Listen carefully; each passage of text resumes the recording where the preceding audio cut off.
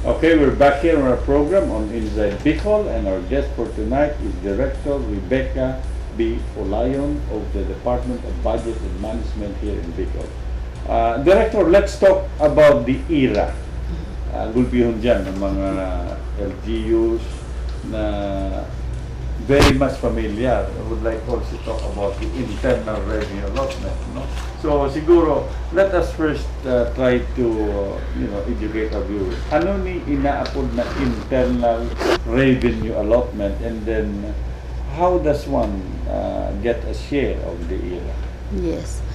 Pursuant to the provisions of the Local Government Code, the Internal Revenue Allotment refers to the national internal revenue taxes based on collections, yung binibigay sa mga LGUs based on collections of the third fiscal year preceding the current fiscal year.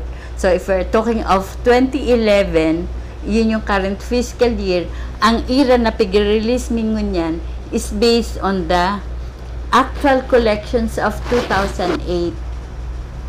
Ang pag-divide ka iyan, pag nakuha na ang total na sinertify kang BIR na amount na for ERA, ang provinces nakukuha niya is 23%, ang cities 23%, municipalities 34%, ang barangay 20%, for a total of 100%. Ngunyan, pag nakuha mo na ang sa province na share, halimbawa na 23%, i-divide na ini sa number of provinces. Ang basis naman is population 50%, land area is 25%, and equal sharing is 25%. Okay. Yung ERA is the one coming from the taxes being collected. Yes, by the BIR. By the BIR. The Bureau of Internal Revenue. Let's say, when you say about, let's say the whole Bicol, assuming na mayroong collection about 100 million, you will now apply yung formula. Pag na-total na yung buong Philippines. The whole Philippines. Yes. You will now apply. Kasi isang certification lang ang tinatawag ang BIR sa amin. Para iyon ang isasama min sa appropriation, tapos pag nag-release na ng amount. Okay. That does not include yung mga local taxes. Yung mga local taxes, puro rin yung mga national taxes, like internal revenue taxes. Bayad dyan sa mga real properties, di ba? That is considered as a national tax yan, ano? So yan ang pag-iipon, no?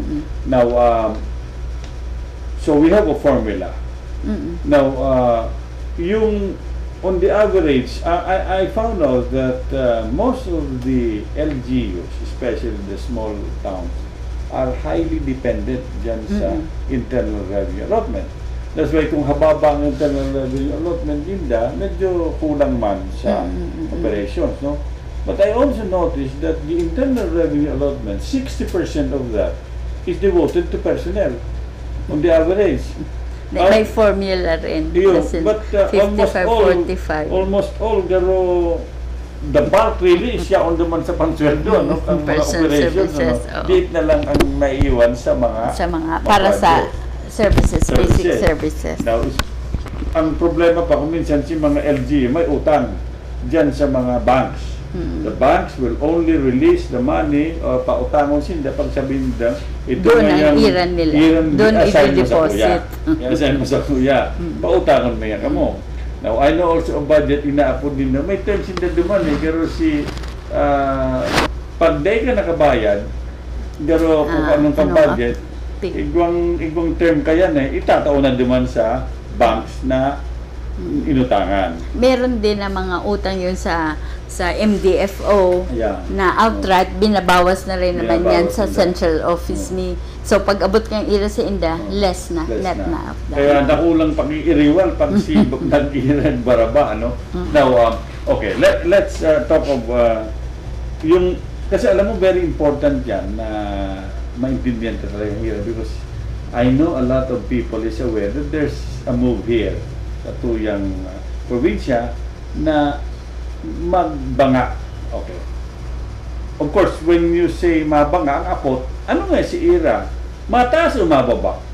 So, based on, hypothetical computation nga, because you're telling me na kung alimbawa, there are 80 provinces, out of the 100 million, 80 probinsya ang mabaranga. Okay. So in short, itong 100 million na ito, divide by... Sabihin lang 80 million. Oh, 80 million. 80 million ang share kang provinces. Okay. 80 ang probinsya ang mabaranga. Tigwa 1 million. Tigwa 1 million.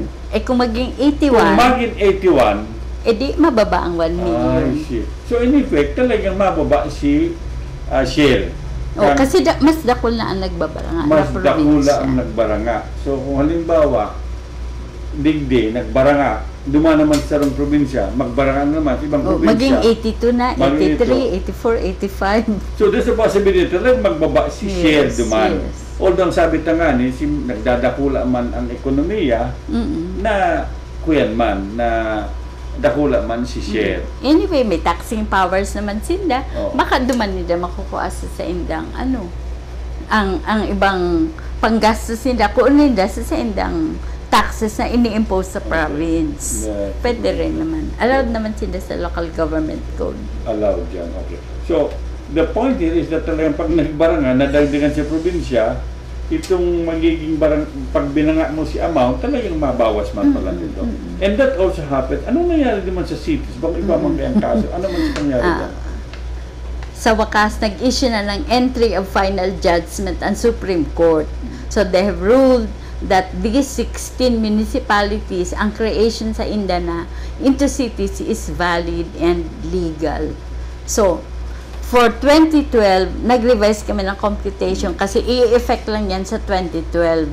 So, kung dati 30 cities plus 16 mo yan, maging 46 cities na, for example. So, kung 100 million, na dating pigbabaranga lang, 30 cities, may plus 16 ka mo niyan, 100 million, divided by 46 na. Kaya pala nag-propose man sa ibang syudad, abo man na magbarabara nga, kumabaranga nga, talagang makuyan man. Although, ang iba man gusto maging city, paano man gusto nila maging city? Kasi pag cities, ang share kang cities is 23%. Kang IRA. I mean, so kung compared sa municipalities, mas dako lang municipalities, mas dako na nagbabaranga ang municipalities. Unlike ang city. Yes. Pero ang trade union, sige man gurulpig ang cities, kaya mabaraba manggiraray. Yun na eh. So, basic pala, kaya gusto magbanga ang city, ang gusto nila maglanggal si isa ng munisipyo maglangkaw si Ira. Pero may mga requirement na ba dapat ang income arog ka ini, ang area arog ka ini, ang population arog ka ini. May mga requirements that they have to comply. So at least malinaw na sa tuyan na may mga epekto man pala pag nagbaranga duman sa mga ira. No? Although sabi mo nga, may mga ways and means pa man na pwede pa man itong madagdagan itong taxing power. Ano? Talagang pag-i-encourage ta nga ang mga local government units na dependent sa ira. Igwa man siya taxing powers, they can make use of that. Mining rights. Dakula yan. Kung halimbawa ikaw may control dyan sa mina, source yan, di ba? Yun. Oo. Ano pa man, may share man sila sa forest charges. Kasi pag utilize ka natural resources ninda, may share talaga sila. Pero aside from that, pwede nilang taasan ng real estate tax. Kundi maupos ang mga tao. Kung sabi ko mga tao, malangkaw naman palang yan taxes. Ano?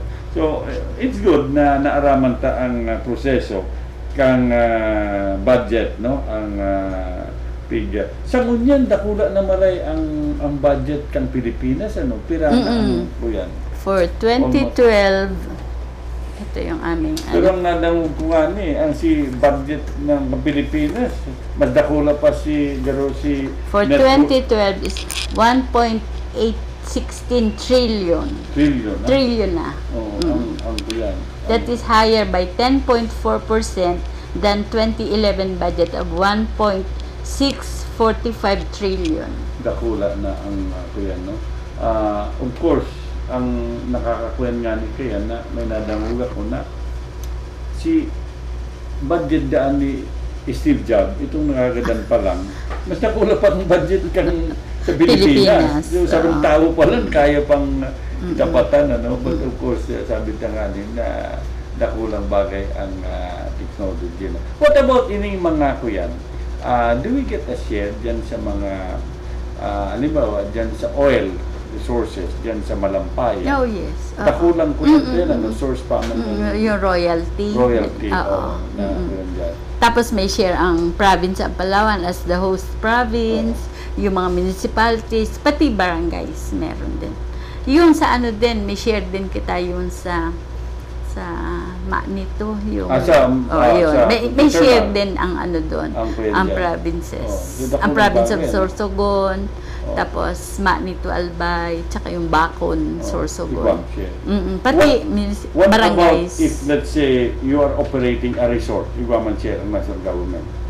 Like, ang CWC, mayroon ko yan dyan. Iba man pala ng yan dyan. Nagbabayad lang siguro sila taxes sa national government. Kasi bako man yan na considered na. Bako man. Ang pagsasabi itong development sa natural resources. Mga mines, mga forest charges, yung kagaya sa Aroroy, sa Masbate, Dakulaw na nakukuha man kayan, yung sa Rapu-Rapu, Dakulaw na nakukuha yung province of Albay, municipality of Rapu-Rapu, tapos yung mga barangays duman. So in effect, ako lang bagay yung mining operation. Kung igwakan ko yan, it helps a lot also sa development. No? So, how does one also increase? Alimbawa sa mga munisipyo, anong dapigi mo nila na kung minsan ay tangan na ma-ingresan ang ira nila? Ang pwede lang kaya, ang base lang is population, land area, and equal sharing.